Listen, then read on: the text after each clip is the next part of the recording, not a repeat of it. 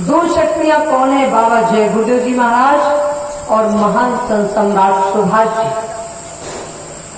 ऐसी महान शक्तियों का आवाहन करेंगे जिन्होंने संसार का ठेका ले लिया और संसार की सारी जीवात्मा, पेड़ पौधे, पशु पक्षी को सबको अपना बेटा मान लिया और कहा मैं परिवर्तन करके जाऊंगा, कलयुग में सतयुग ला करके जाऊंगा, चाहे मुझे 400 साल पृथ्वी पे रहना पड़े।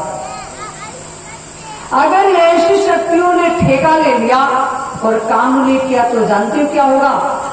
ये भारत देश ऋषि मुनियों का देश है, ये भारत देश संत महात्माओं का देश है, ये देश राम और कृष्ण का है। अगर इन्होंने काम नहीं किया तो आने वाले समय में साधु महात्माओं और राम भगवान पर कोई विश्वास नहीं करता। इसलिए ऐसी महान शक्तियों का आवाहन करेंगे जिन्होंने संसार का ठेका ले लिया।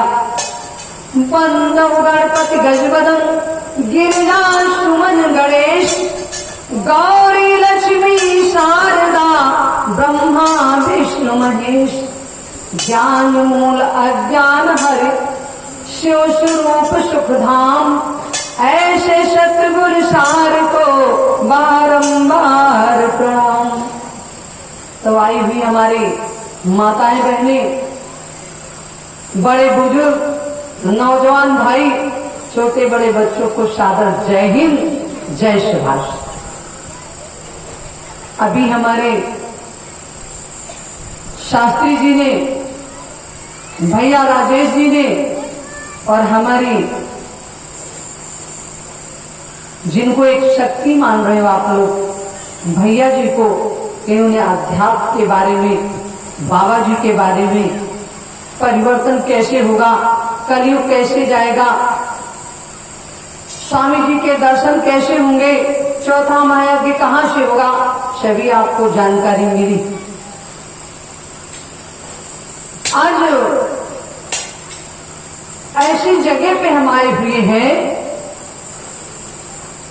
जहां पे नेताजी का रोज गुणगान करते होंगे। स्वामी जी महाराज कहते थे बच्चों, तुम ऐसे समय में, ऐसा समय आएगा कि संसार की सारी जीवात्मा शंका में फंस जाएगी।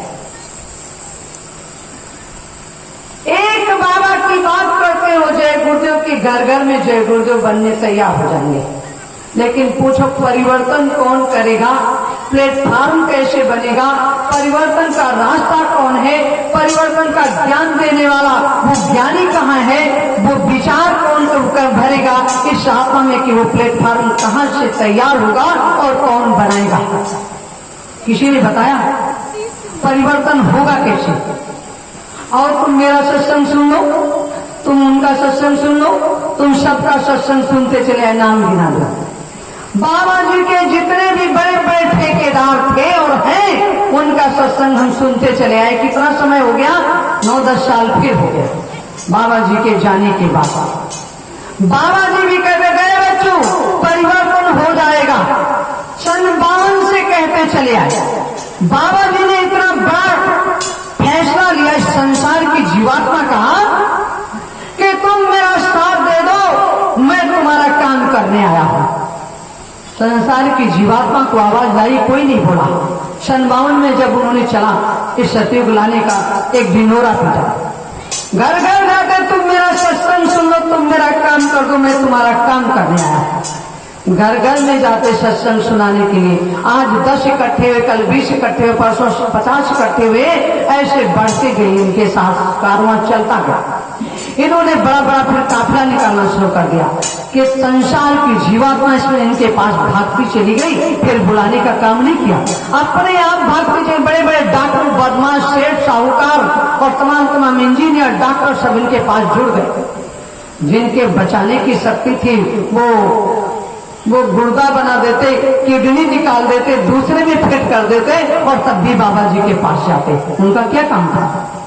लेकिन बाबा जी ने कहा कि मैं ठेका ले रहा हूं बच्चों, तुम मेरा काम कर दो, मैं कलयुग में सतयुग ला करके रहूंगा।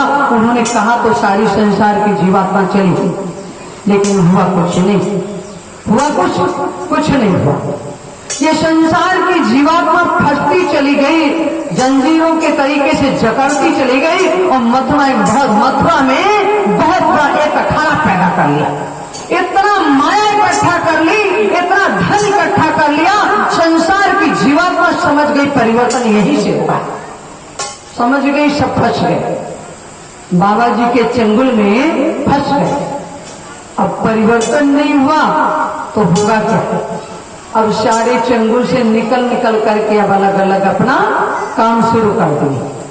अब काम शुरू कर दे। बाबा जी कहते थे बच्चों मैं थोड़ा आराम लूंगा, तुम लोगों का काम करने के लिए मैं भीड़ से जाऊंगा, क्योंकि भीड़ में माया के चंगुल में मैं भी फंस गया। मैं ऐसा गैर फंसाऊंगा कि कोई इंजीनियर भी नहीं छुड़ाने के लिए आएगा। कहा था हुआ बनी। और कहा है बच्चों शंका में मत फंसना। जिस तरीके से राम के पास वो ताकत नहीं थी जितनी रावण के पास थी नहीं थी, सबसे ज्यादा रावण के पास ताकत थी। रावण इतना विद्वान था जो उस समय त्रेता में कोई विद्वान उससे कोई ज्यादा हो ही नहीं सकता था। इतना ताकतवर और इतना विद्वान आदमी उस समय कोई पैदा ही नहीं था। उन्होंने भगवान शंकर को एक मुट्ठी में बंद कर लिया था। किसने? रावण ने। उसके पास शनि थे, उसके पास जो यमराज थे, वो जो चाह लेता यमराज से काम ले लेता। उसके पास सारी रिद्धियां सिद्धियां थी। राम की वो ताकत नहीं थी कि रावण को हरा दे और रावण को मार सके। और दादा कैसे मारा उसको, कैसे मार दिया यहीं पे समझने। रावण ने कहा था है राम, ऐ भगवान तुम मार तो दोगे मुझे पता है, लेकिन तुम मारने के बाद एक सेकंड मेरी सोच को समझना कि तुम मुझे कैसे मार पाए हो, मुझे कैसे पराजय कर पाए हो। बोले क्यों? बोले नहीं भगवान तुम सोचना जरूर, मैं मरूंगा तुम्हारे हाथों से, और मरूंगा मैं अपने मन से नहीं मरने जा रहा हूं कि मेरे घर के लोग तुम्हारे घर में घुस गए इसलिए मैं मारा जाता हूं। अगर तुम्हारे घर के लोग मेरे वहां चले जाते तो राम तुम मरते, तुम्हारी हार होती और मैं रावण लंका की गद्दी पे बैठता। 1 लाख पुत्र 1.25 लाख नाती जिनके घर में दिया नवाती उनको हरा नहीं सकते थे राम। वो मेरा भाई तुम्हारे पास चला गया तो मेरी सारी शक्तियों को पराजित कर दिया, इसलिए राम तुम्हारी विजय हुई। आज वही कारण है बाबा जी को हराने वाले बाबा जी के बच्चे हैं, बाबा जी के शिष्य हैं। नहीं तो राम जैसे, रावण जैसे, बाबा जी जैसे शक्ति की पराजय मथुरा से नहीं होती, कोई हरा नहीं सकता था। लेकिन ये काम भी था, मथुरा से राम को भी, त्रेता में राम को भी अयोध्या छोड़ करके जाना पड़ा और द्वापर में कृष्ण को भी मथुरा छोड़ करके जाना पड़ा। उसी तरीके से बाबा जी को भी मथुरा छोड़ करके जाना पड़ा। क्यों? जो लोग नहीं जुड़े थे वो क्या कहते, अरे वहां जा रहे हो जहां बाबा जी ने इतना धन इकट्ठा कर लिया, इतना माया इकट्ठा कर ली, इतना पैसा इकट्ठा कर लिया, इतना चंगुल में जीवात्मा को फंसा लिया। और आज परिवर्तन होगा, कल परिवर्तन होगा, परसों सत्ययुग आएगा, नरसों सत्ययुग आएगा, उस तरह थोड़ा समय आएगा, लेकिन बाबा जी ने सबको लूट लिया, कुछ नहीं हुआ। लोग कहते थे, नहीं कहते, आज भी कहते हैं। आज भी लोग बाबा जी को बहुत लोग गाली बकते हैं, बहुत गुस्सा आती है। वो अध्यात्म से नहीं जुड़े, वो अध्यात्म को नहीं जानते। अध्यात्म में वो पावर है कि जितना चाहे उतना अपनी उम्र को बढ़ा सकते हैं और राम नहीं रावण से ज्यादा ताकत ला सकते हैं। और अपनी जीवात्मा को 10 साल की अगर उम्र, कोई भी कहते हैं आपकी 10 साल की उम्र बची है तो आप 100 साल बढ़ा सकते हैं। वो पावर है अध्यात्म में, लेकिन कोई मानने वाला नहीं। इस कलयुग में तो कोई नहीं मानने वाला। जब त्रेता में सतयुग में लोग नहीं माने, 7 गुना पाप था, त्रेता में 14 गुना पाप था, द्वापर में 28 गुना पाप था, तब लोग नहीं माने। आज तो घोर कलयुग 7 दूनी 14, 14 दूना 28, 28 गुना 56 गुना पाप है। अब कौन मानने के लिए तैयार है? लेकिन स्वामी जी ने कहा था हर युग में लिखा है, रामायण, बाइबल, गीता, पुराण उठा करके देख लो कि लिखा है जब भी इस भारत में अत्याचारी पापाचारी पैदा हुआ तो कोई परिवर्तन करने वाला कोई शक्ति तैयार हो गई, उसको जन्म लेना पड़ा और आज भी शक्ति तैयार हो गई है। अगर सीता न होती तो त्रेता में परिवर्तन नहीं होता। अगर द्वापर में द्रौपदी न होती तो परिवर्तन नहीं होता। और अंग्रेज जब भारत पे आए 200 वर्ष राज किए तो महारानी लक्ष्मीबाई, अहिल्याबाई, जीजाबाई, दुर्गाबाई, कमलाबाई, शीलाबाई, मीराबाई 3000 वंशज माताओं ने जान की बाजी लगा दी। अगर न लगाती तो अंग्रेज भारत से नहीं जाते।